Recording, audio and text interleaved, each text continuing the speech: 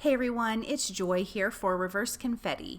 Today I made a card stamping some floral images on the background to give a pattern paper look.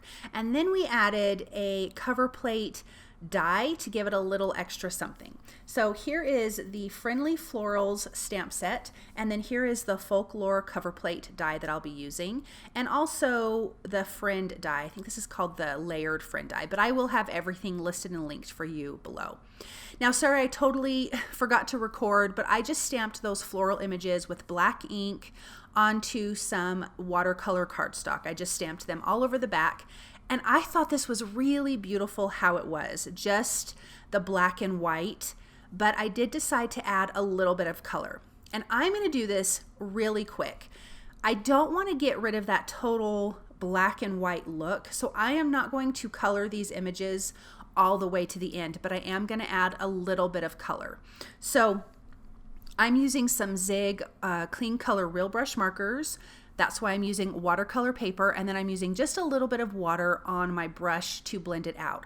And as you can see, when I lay down this color, I'm not laying down a ton, and then I'm just blending it out a little bit. Not, again, not the whole image. I really liked that black and white look, but I felt like I needed to add some color.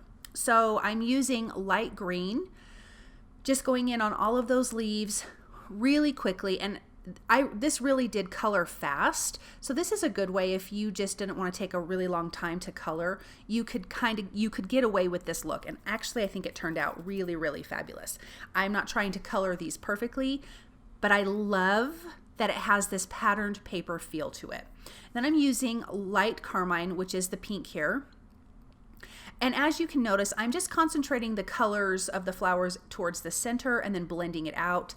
The leaves were kind of at the base of the leaf and then blending it out. And again, leaving still a lot of white space on the flowers. I will also use lemon yellow and orange to add all of the colors. Once I was done coloring this, I thought it would be fun to bring in like a teal, so I did use Salvaged Patina Distress Oxide ink, but I'll show you that in just a little bit. So as you can see, I'm just blending super quick.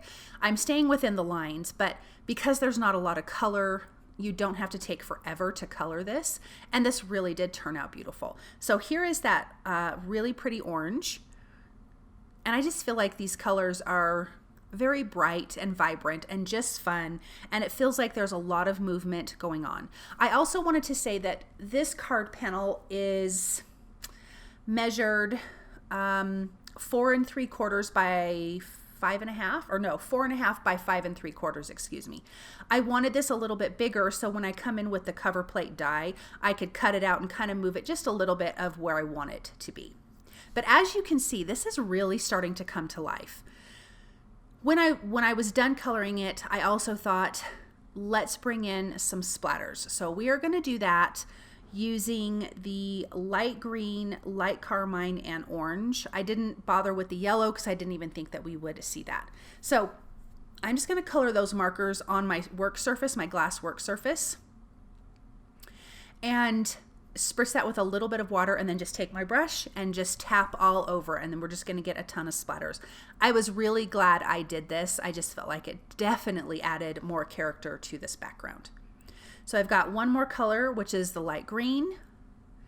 Again, just rubbing that onto my surface, adding a little bit of water to thin it out, and then spritzing that all over the background.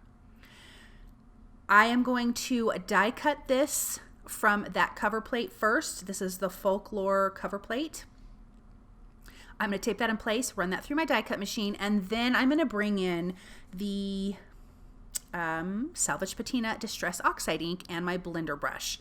And I'm just going to blend the edges just a little bit. I felt like it would add a little something, but you could definitely leave it like this, and I think it's beautiful. But look at that texture that cover plate gave it. That was the little something extra that I talked about at the beginning. I don't know, to me it just added a lot more detail to this. And then there's that Salvaged Patina, which I think looks so pretty with these other colors. I die cut the friend die. The shadow part is from Gold Mirror cardstock. I die cut 3 times from white cardstock, and I'm only going to ink up the top layer with the Salvaged Patina. And then I can glue those 3 layers together, and then that's going to give that part of the sentiment some great dimension. You don't have to add foam tape behind it.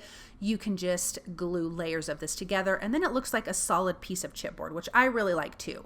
You could also add 3 or 4 layers of it. I tend to do 3 in general. I feel like that looks really, really good. So I'm just going to use some reverse tweezers and liquid glue to adhere this together. And I do have the little dots to the eyes put aside. Make sure I don't lose those, and I can ink blend that top little dot to the eye with the same Salvaged Patina Distress Oxide ink.